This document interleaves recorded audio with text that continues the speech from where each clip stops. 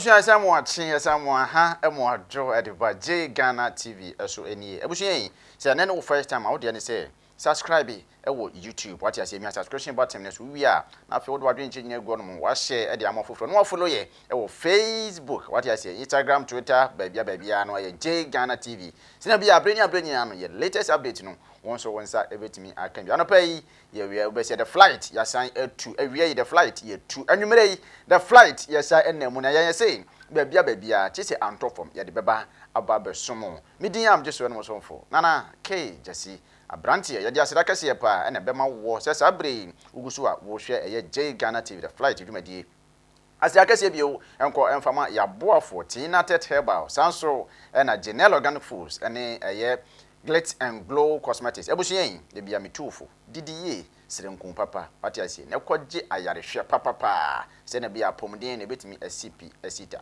Na se na woni tua no de bia no, ya sei bi tu of wiem na abushia ma yi tum komra. Ne hwem highlight to ayi.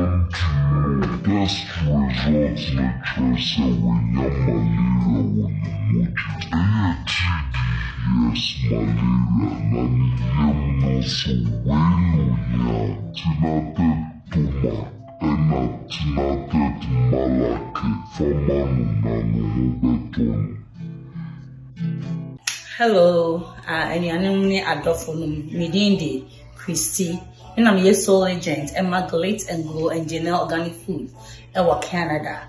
Glitz and Glow and General Organic Food companies, and no na Mr. Santiago and Nana Brown, Eda Ano. Bibi Biara, a far Glitz and Glow with me war. Caramel set, me war, repairing set, me half cast, me war customized set. Stretch mark, hair pomade, and Kwalem Kun, Tutu Fon, Koko Fon, Nina, purely organic, a Benuan and swag, organic food, no, a ban also will contain Tom Brown, me war and war zomi papa be, me war a war, no spices, you name it. About your screen, I still me number or no more. Press that number for more inquiries. You see anywhere, wherever you are in Canada. So what Toronto, so Brampton, Georgetown, Oakville, everywhere, Oshawa, wherever, Alberta, Nina, meeting me a shipment abroad or no more. And see, Madam Wase. Piao, Ebushia Moakwaba. Now the flight, unim, Ebushia. Obese beef kakra kabi pie costo between a Joyce Mensah. HIV ambassador no say bia unim na ababa we ya nimfo ni industry. Ababa ya nimfo ni industry to Joyce Mensah. Ohene David. Na ensem kakra na ne we say brebi na che say obese kanchima love you baby na che say ekokofo ansem bebre ba na che say wodo na baba da ne atamfo nsem. Ewi ase se ne tie bia no. De beti bia ye. Na beef kakra ka bi info ni bi etwagu. Che say Joyce aye video ana aka me akose woto ayampia e de mane eye Ohene David ana David nso kokoto ye e de mane se wo say ba bi o bia na che so mde kokohie mu ojema na busua sa video no man konko hwemra. Hello everybody, I'm in Frankfurt now and like I promised everybody I'm here for David. To those of you who might not believe that hi Frankfurt no. This is Frankfurt. Me training the lake akra ma ba bedu. Mumra. Yes, first to come, please say something, write something. Me queen wa ha, me friend queen so Benjamin. Hello. Yeah, because me Frankfurt and me share name have papa, yes I'm here. Yeah. And say I'm here for David. We are going to the police station to make a report. Into more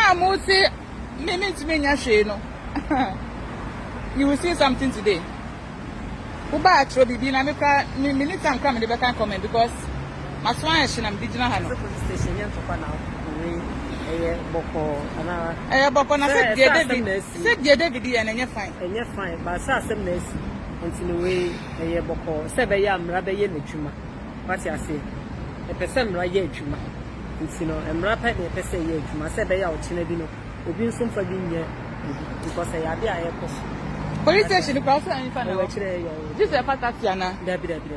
So I am here and I want to bring everything live for you to see. Say, now go be near you. Obi Krabe have a trust and no Hamburg. Mini Hamburg, no Frankfurt.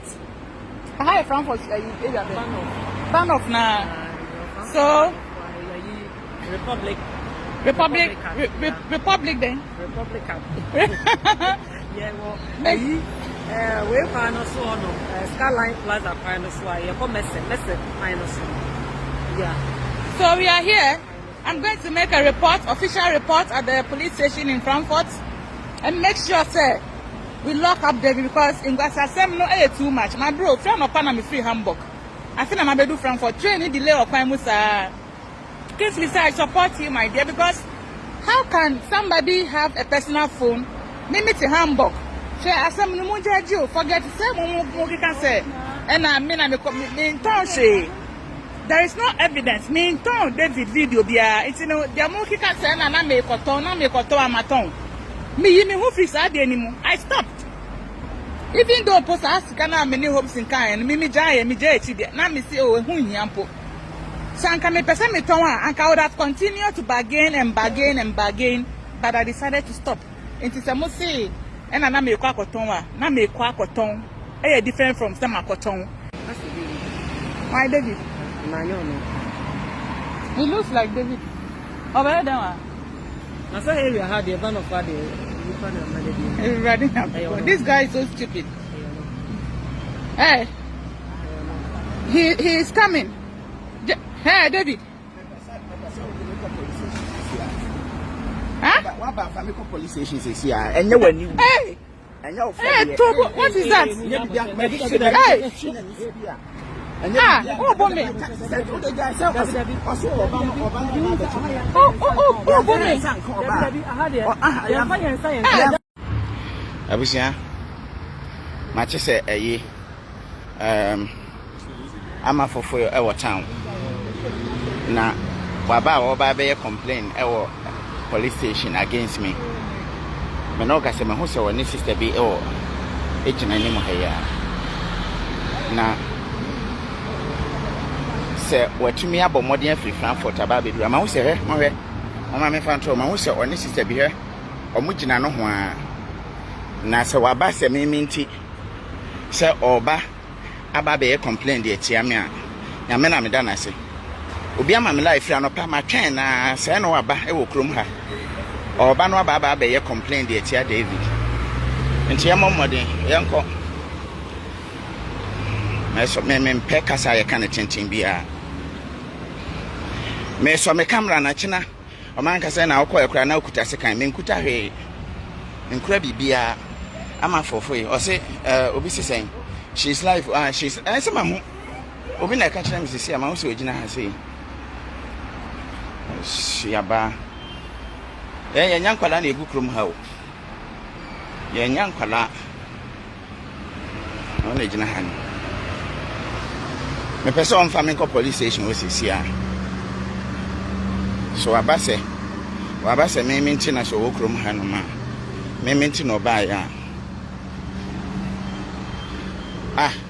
na wonya akokoduro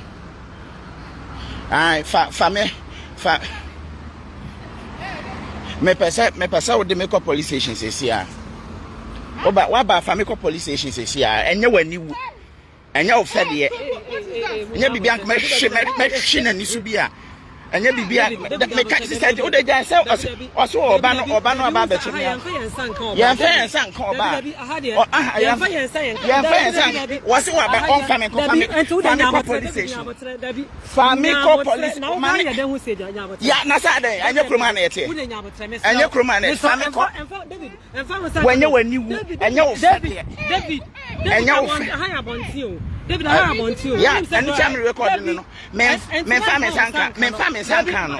Useless person. Useless person. And you fed the class. David.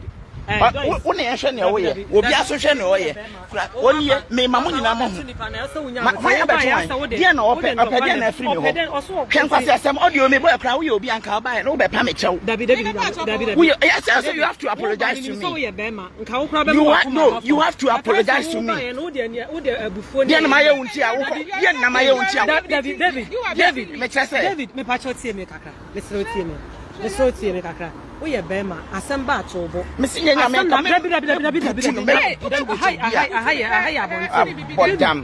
we are higher on you. Family police station, I know. A higher on to only say abroad for Bibet Maro, Ubacon was and by Ubasa was the move.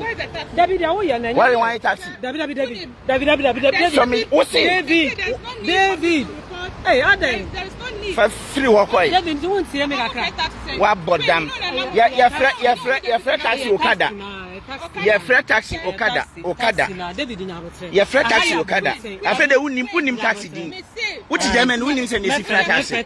When I pay me for David. When I pay me David. No problem. David. What me free hamburger about how better me? Police station now on police station now on David. Hey, as she has some aqua. I hear no chere. Moya no chere. Waba beche me. Waba moya. I'm a for ya bab or babeche Ohene David. I'm a for you. I'm a for you or baba beche. Family me peso. I don't know. I and your ferry gamma money and your ferry gamma money. I'm for taxi Nako. What Namika, one castle woman address. One castle woman address. One castle address. David, make say, I'm a for free. One castle word address. And then one me. And then one me. When I bend me phone. Me person said no one me answer me. Wo. One fat. Why? Hey.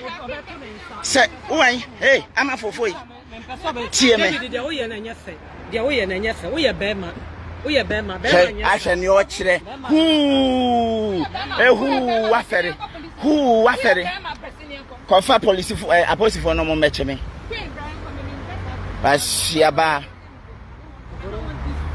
Now it's greatness.Asi aba who wafeli yeah wa ba so ba be chime am pese o ma police a police for be chime hefa police station be na akọ police station be na akọ police station be na akọ police station be na akọ mami police station be na akọ me mo na ni so David Naija wo ye no tise kube kwasi eto won fele wo ho se ayi apostle wo ho se apostle me mbo na ni so onya e gbe mi fun me bo wani ska me bo wani so am ho kwasi eto ya ka se etikrom aye nkwala na mo ba beji mi jimi mo tikrom ha nkwasi ade ne ntokwa hunu ne ntem fonko a buatoliwa police station kra okono me so makoho